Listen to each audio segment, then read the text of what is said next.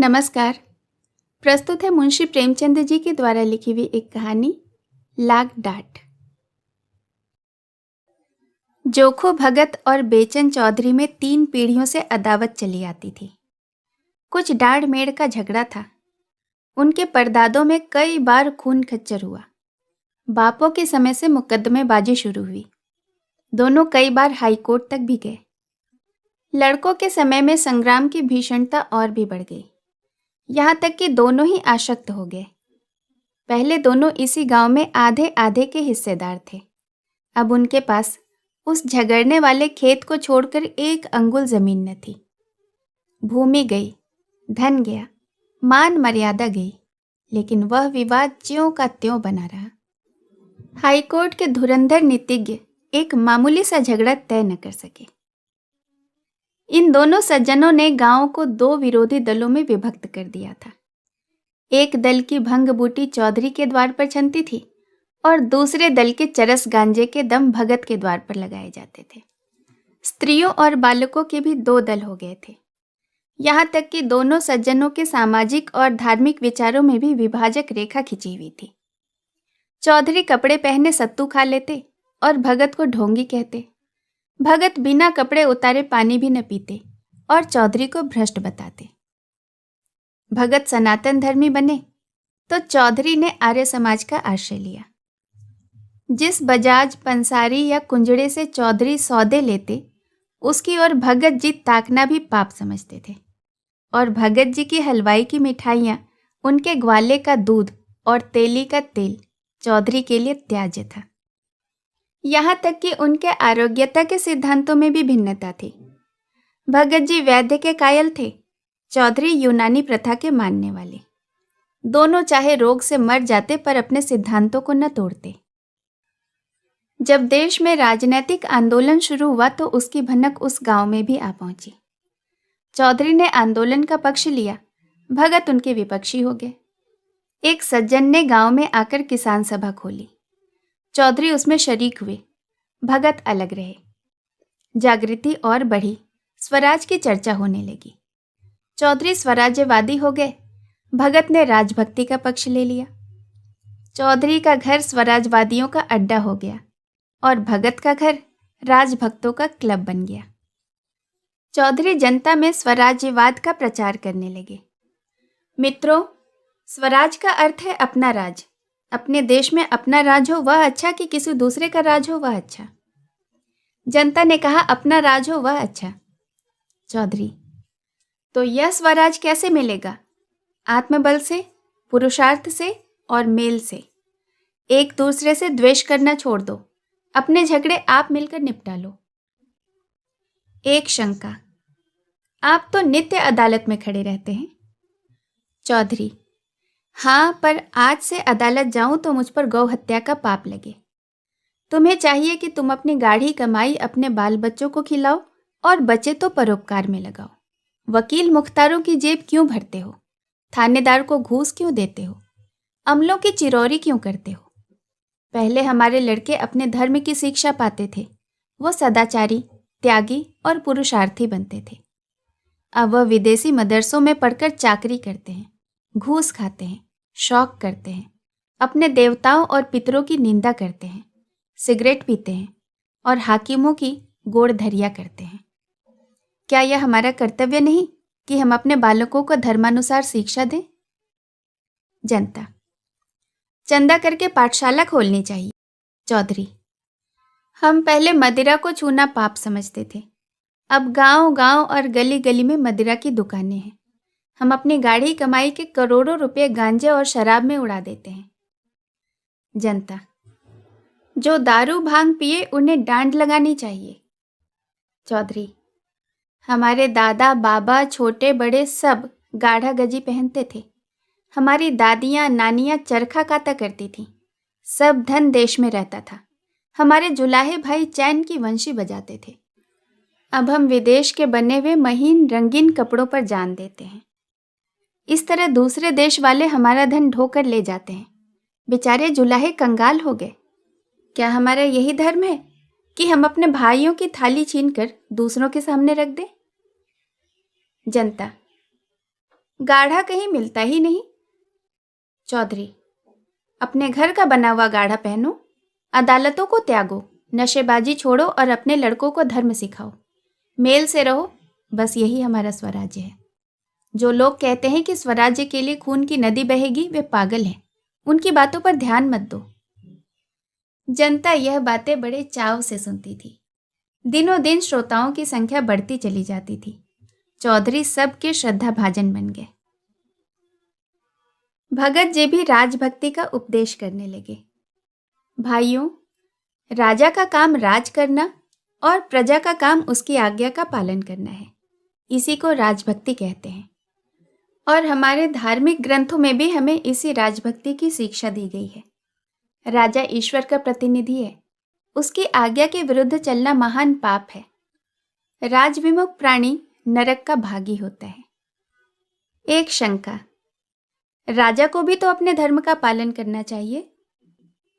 दूसरी शंका, हमारे राजा तो नाम के राजा हैं, असली राजा तो विलायत के बनिए महाजन हैं। तीसरी शंका, बनिए धन कमाना जानते हैं, राज करना क्या जाने। भगत, लोग तुम्हें शिक्षा देते हैं कि अदालतों में मत जाओ, पंचायतों में मुकदमे लेकर जाओ, लेकिन यहाँ ऐसे पंच कहाँ हैं जो सच्चा न्याय करें और दूध का दूध और पानी का पानी कर दें। यहाँ मुंह देखी बातें होंगी। जिनका कुछ दबाव है उनकी जीत होगी, जिनका कुछ दबाव नहीं वह बेचारे मारे जाएंगे। अदालतों में सब कार्यवाही कानून पर होती है। वहाँ छोटे बड़े सब बराबर हैं। शेर और बकरी एक ही घाट का पानी पीते हैं। दूसरी शंका, अदालतों का न्याय कहने को ही न्याय है। जिसके पास बने हुए गवाह और दांव पेच खेले हुए वकील होते हैं उसी की जीत होती है। झूठे सच्चे की परख कौन करता है? हाँ, हैरानी अलबत्ता जरूर होती है। भगत, कहा जाता है कि विदेशी चीजों का व्यवहार मत करो, यह गरीबों के साथ घोर अन्याय है। अरे, हमको बाजार में जो चीज सस्ती और अच्छी मिले वही लेनी चाहिए, चाहे स्वदेशी हो या विदेशी। हमारा पैसा सस्ते में नहीं आता कि उसे रद्दी भद्दी स्वदेशी चीजों पर फेंक दे। एक शंका, हमारे देश का पैसा देश में ही तो रहता है, दूसरों के हाथ में तो नहीं जाता। दूसरी शंका, अपने घर में अच्छा खाना न मिले तो क्या विजातियों के घर में अच्छा भोजन खाने लगेंगे। भगत, लोग कहते हैं कि लड़कों को सरकारी मदरसों में मत भेजो। सरकारी मदरसे में न पढ़ते तो आज हमारे भाई बड़ी बड़ी नौकरियां कैसे पाते, बड़े बड़े कारखाने कैसे बना लेते।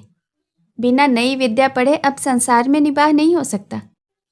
पुरानी विद्या पढ़कर पत्र देखने और कथा बाँचने के सिवाय और किया ही क्या जा सकता है। राजकाज क्या पट्टी पोथी बाँचने वाले लोग करेंगे। एक शंका, हमें राजकाज नहीं चाहिए, हम अपनी खेती बाड़ी में ही मगन हैं, किसी के गुलाम तो नहीं। दूसरी शंका, जो विद्या घमंडी बना दे उससे मूर्ख ही रहना अच्छा। यही नई विद्या पढ़कर लोग सूट बूट छड़ी वड़ी हैट कैट लगाने लगते हैं और अपने शौक के पीछे देश का धन विदेशों की जेब में भरते रहते हैं। ये देश के द्रोही हैं। भगत, गांजा शराब की ओर आजकल लोगों की कड़ी निगाह है। नशा बुरी लत है, इसे सब जानते हैं। सरकार को नशे की दुकानों से करोड़ों रुपए की साल की आमदनी होती है। अगर दुकानों में न जाने से लोगों की नशे की लत छूट जाए तो बड़ी अच्छी बात है। कोई दुकान पर न जाएगा तो चोरी छिपे किसी न किसी तरह दूने चौने दाम देकर सजा काटने पर तैयार होकर अपनी लत पूरी करेगा। तो ऐसा काम क्यों करो कि सरकार का नुकसान अलग हो और गरीब का नुकसान अलग हो। और फिर किसी किसी को नशा खाने से फायदा होता है। मैं ही एक दिन अफीम न खाऊं तो गांठों का दर्द होने लगे, दम उखड़ जाए और सर्दी पकड़ ले।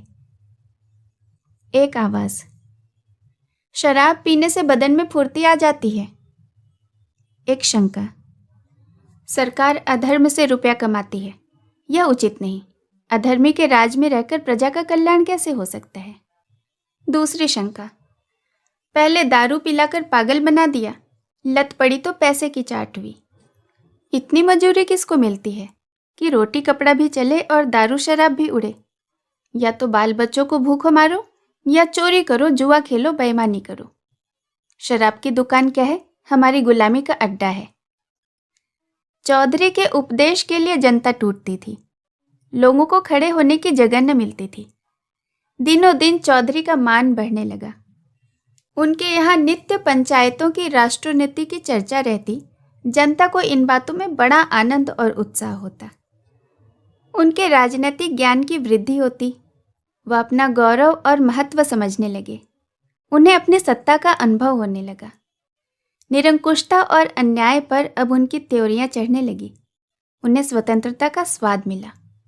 घर की रुई, घर का सूत, घर का कपड़ा, घर का भोजन, घर की अदालत, न पुलिस का भय, न अमला की खुशामद, सुख और शांति से जीवन व्यतीत करने लगे।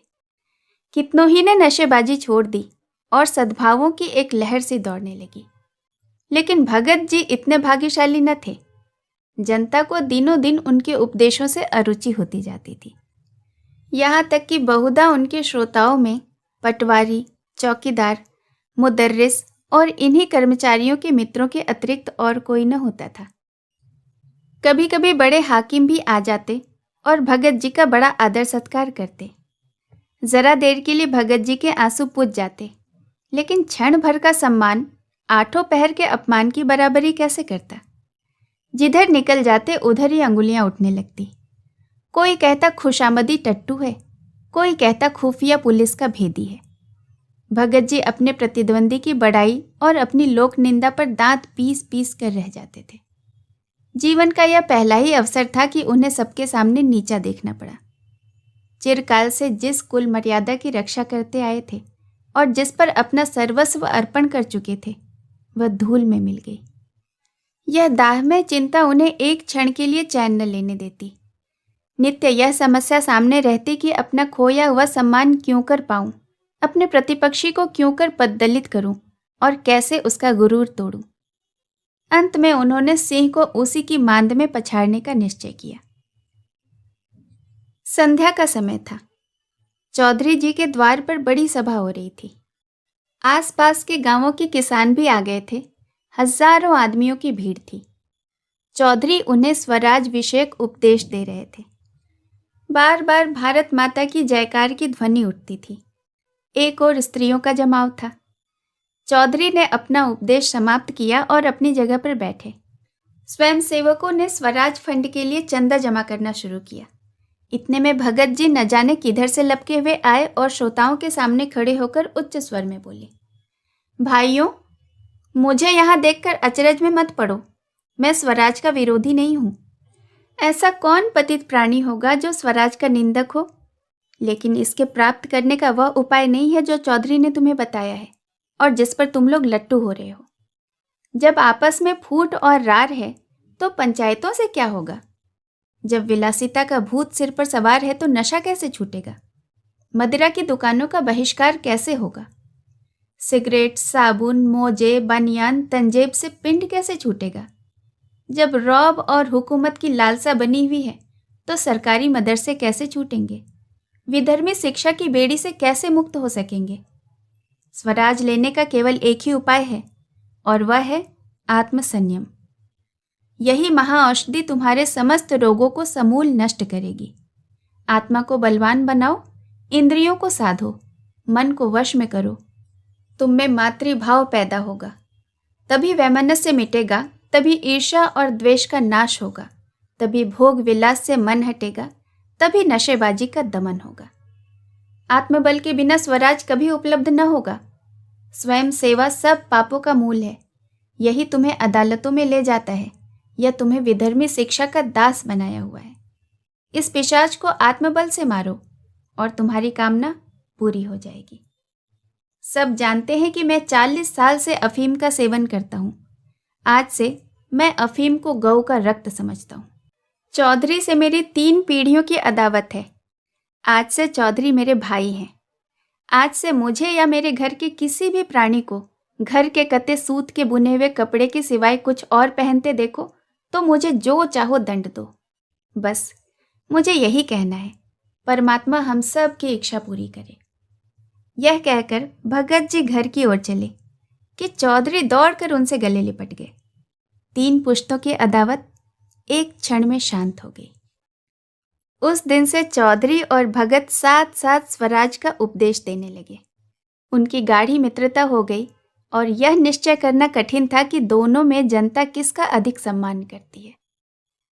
प्रतिद्वंदिता वह चिंगारी थी जिसने दोनों पुरुषों के हृदय दीपक को प्रकाशित कर दिया था।